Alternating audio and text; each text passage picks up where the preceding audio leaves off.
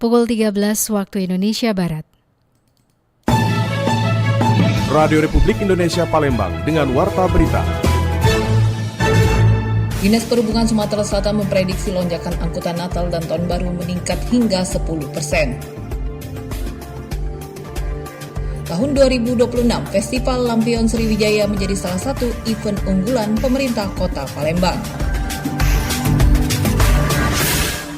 Itulah diantaranya informasi yang kami hadirkan siang hari ini Sabtu 15 November 2025 yang berhasil dihimpun tim redaksi RRI Palembang. Bersama saya Esi Armisi, inilah Warta Berita selengkapnya.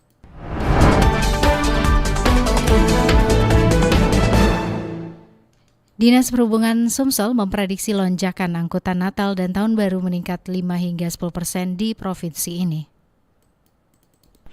Kepala Dinas Perhubungan Kadishub Sumatera Selatan, Ari Narsa memperkirakan lonjakan aktivitas warga saat Natal dan Tahun Baru Nataru 2026 5 hingga 10%. Prediksi mobilitas lalu lintas untuk semua moda transportasi, baik darat, laut, dan udara mulai sepekan sebelum Nataru. Sejalan dengan prediksi kenaikan mobilitas masyarakat menyambut Nataru, Dishub Sumatera Selatan mulai mengecek fasilitas sarana dan prasarana moda transportasi. Petugas keamanan diturunkan untuk melakukan rem cek untuk kendaraan umum. Khusus angkutan umum yang melintas dari Pelabuhan Tanjung Api-Api, dikatakan Ari, Dishub Sumsel fokus pengecekan moda transportasi yang tergabung dalam organisasi kendaraan darat Organda, terutama dari perusahaan otobus PU antar kota dan provinsi. Selain pengecekan keseluruhan fasilitas dari sarana prasarana, Dishub Sumsel segera menyiapkan posko khusus Nataru. Posko yang didirikan sekitar 20 hingga 25 buah dijaga petugas keamanan yang akan dibentuk saat apel bersama. Ya, makanya dia akan dilakukan dengan instansi terkait akan dilakukan ram cek kan. Kemarin dari singkatan dari Natal dan Tahun Baru. Sudah dilakukan pengecekan dari perhubungan kan untuk penyeberangan kapal itu ke depan kita akan lakukan cek. Sejauh ini persiapan untuk terutama untuk angkutan umum ini untuk di kesiapannya, pertama kita tekankan untuk kendaraannya yang layak jalan kan. Ari Narsa mengingatkan masyarakat berhati-hati saat berkendara, terutama cek kondisi kendaraan sebelum berpergian jauh, dan jangan memaksakan mengemudi jika lelah atau mengantuk di jalan. Harapannya tidak ada kecelakaan lalu lintas yang terjadi. RRI Palembang, Nova Arena melaporkan terus mengudara untuk Indonesia. Mendengar Festival Lampion Sriwijaya menjadi salah satu event unggulan pemerintah Kota Palembang pada tahun 2026 mendatang.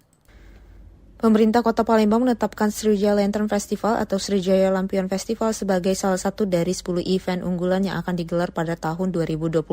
Festival ini telah berlangsung sejak tahun 2019 hingga sekarang dengan menghadirkan lebih dari 10.000 lampion yang didatangkan dari berbagai daerah, baik dalam negeri maupun luar negeri. Project Director Sriwijaya Lantern Festival Yunita mengatakan bahwa setiap tahunnya jumlah pengunjung selalu mengalami peningkatan. Menurutnya jumlah pengunjung akan meningkat signifikan pada pembukaan festival, mencapai angka ribuan pengunjung. Sementara pada hari berikutnya, jumlah pengunjung berkisaran antara 300 hingga 500 orang saja. Untuk tahun 2026 mendatang, panitia rencananya akan menyiapkan konsep yang sesuai dengan tren saat itu. Pada festival ini juga menghadirkan berbagai jajanan makanan yang dapat dinikmati pengunjung, spot foto yang menarik, dan juga pertunjukan budaya. Ya, bentuk-bentuknya kita tentunya ada lampion Nusantara. Di setiap lampion itu ada berbagai macam foto-foto dari yang melambangkan masing-masing provinsi. Kemudian kita juga ada lampion Jepang, Korea, Cina. Kita juga punya lampion raksasa yang menjadi ikon Sriwijaya Lantern Festival. Selain itu kita juga punya kuliner sehat nabati. Jadi juga bisa untuk vlogger sendiri juga banyak yang datang mempromosikan. Kemudian juga kita punya spot-spot foto yang menarik juga, Instagramable, dan juga kita sering viral di media sosial. Yunita berharap Festival Lampion tahun depan mendapatkan perhatian yang lebih dari masyarakat, bahkan dari tahun-tahun sebelumnya.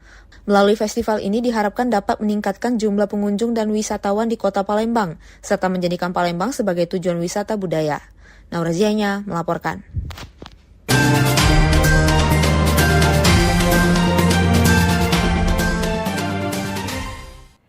Pendengar, kebijakan transisi energi pemerintah menuju kedaulatan energi mendapat dukungan dari kalangan akademisi di Sumatera Selatan. Kebijakan pemerintah dalam sektor energi dengan mendorong transisi energi fosil menuju energi baru terbarukan mendapat dukungan positif dari kalangan akademisi. Penerapan energi bersih dianggap sebagai suatu keniscayaan di tengah kondisi perubahan iklim yang menjadi masalah global. Pengamat kebijakan publik Universitas Sriwijaya Palembang, Andres Leonardo mengungkapkan transisi energi yang diiringi dengan pengurangan impor BBM merupakan langkah yang tepat. Langkah itu mencerminkan keseriusan pemerintah dalam mewujudkan kedaulatan dan keadilan energi bagi masyarakat. Iya, kita bersyukur di era pemerintahan Pak Prabowo Gibran ini kelihatannya pemerintah punya komitmen untuk menjadikan bangsa ini pemimpin energi hijau dunia, ya, dengan upaya melakukan reformasi tata kelola di dalam pengelolaan sektor energi ini. Nah, ini kita bisa lihat bagaimana sekarang ini pemerintah itu mendorong pengalihan energi ini dari fosil ke energi yang lain, ya. Dan juga pemerintah berusaha untuk tidak melakukan impor BBM lagi, ya. Artinya apa? Artinya pemerintah kita berupaya ingin mewujudkan kemandirian energi ini, ya, dan keadilan di tengah masalah. Diakui Andreas, transisi energi memang memerlukan proses di tengah ketergantungan terhadap energi fosil yang masih tinggi. Wakil Dekan Visip Unsur itu mengatakan, melibatkan masyarakat untuk mengelola sumber minyak tua merupakan kebijakan yang tepat. Menurutnya, langkah itu dapat menjadi solusi untuk memenuhi kebutuhan BBM nasional dan di saat yang sama mengurangi ketergantungan terhadap impor. Tidak hanya itu, keterlibatan masyarakat dalam sektor industri energi juga diharapkan dapat mendorong sektor perekonomian. Riana Pridani melaporkan.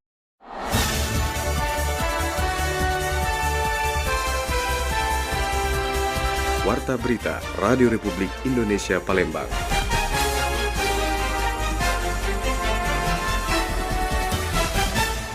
Pendengar, pemerintah Kabupaten Musi Banyuasin atau MUBA kembali menghadirkan layanan publik pro rakyat melalui pelaksanaan sidang isbat nikah terpadu yang dijadwalkan berlangsung pada 3 hingga 4 Desember 2025 di Kecamatan Sungai Keruh dan Lais. Sebanyak 49 pasangan suami istri akan mengikuti sidang yang menjadi pintu masuk penting menuju legalitas perkawinan. Kesiapan program ini dibahas dalam rapat koordinasi yang dipimpin Asisten Bidang Pemerintahan dan Kesra Setda MUBA Ardiansyah mewakili Bupati MUBA HM Toha Tohet SH di ruang rapat Randik pada Jumat 14 November 2025. Ardiansyah menegaskan bahwa isbat nikah bukan sekedar urusan administrasi, melainkan langkah strategis pemerintah untuk memberikan kepastian hukum serta perlindungan bagi keluarga yang belum memiliki dokumen pernikahan resmi. Menurut Ardiansyah, pelaksanaan layanan kembali digelar berkat kolaborasi erat antara Pemkab MUBA, Pengadilan Agama, dan Kementerian Agama. Ia menekankan pentingnya verifikasi ketat data peserta oleh Disduk Capil, Kominfo, KUA, Camat, hingga para kepala desa. Baik pendengar, kita ke berita terakhir ya, mengenai jembatan penghubung desa Bintaran rampung. Bupati berharap infrastruktur ini menjadi pendorong bagi peningkatan kesejahteraan masyarakat serta memperkuat konektivitas antar kecamatan di Kabupaten Banyuasin.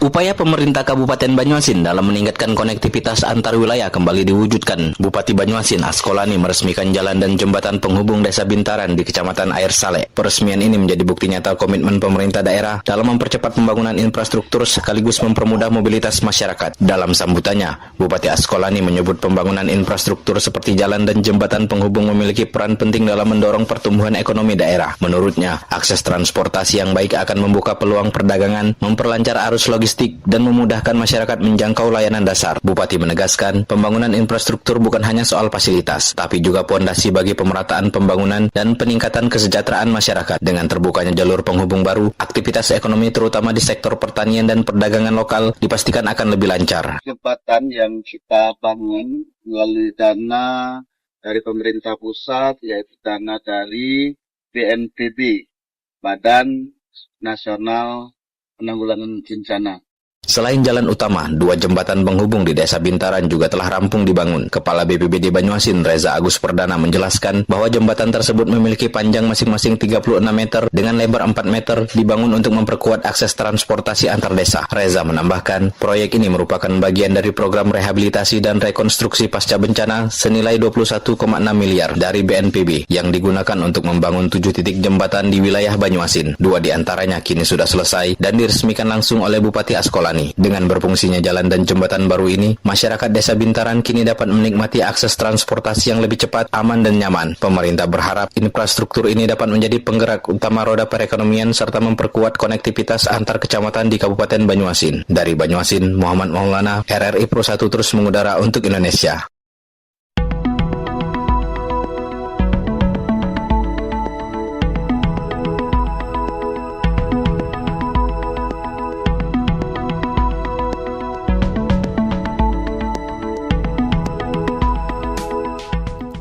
Ya, pendengar, informasi tadi mengakhiri Warta Berita Siang ini, produksi Radio Republik Indonesia Palembang. Informasi lainnya dapat Anda akses melalui website kami rri.co.id dan WhatsApp channel RRI Palembang. Juga ikuti media sosial terverifikasi kami, Facebook, Instagram, TikTok, dan X @RRI Palembang. Kami juga membuka ruang aspirasi bagi Anda untuk menyampaikan sejumlah persoalan dan peristiwa yang berada di sekitar Anda melalui line WhatsApp di 0821 79 27 9090 serta pesan chat melalui RRI Digital. Mewakili kerabat kerja yang bertugas, saya Siar Misi mengucapkan terima kasih atas perhatian Anda. Selamat siang dan sampai jumpa. RRI terus mengudara untuk Indonesia.